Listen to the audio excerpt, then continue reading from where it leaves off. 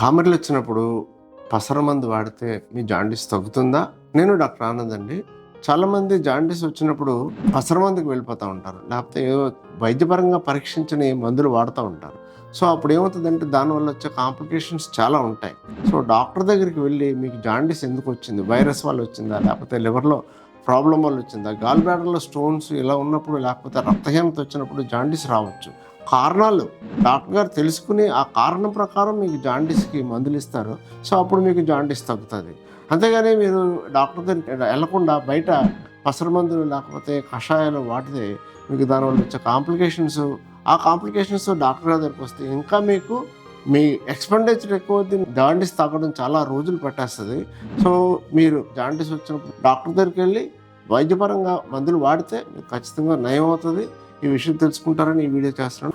మరిన్ని వీడియోల కోసం ఈ ఛానల్ సబ్స్క్రైబ్ చేయండి. Thank you.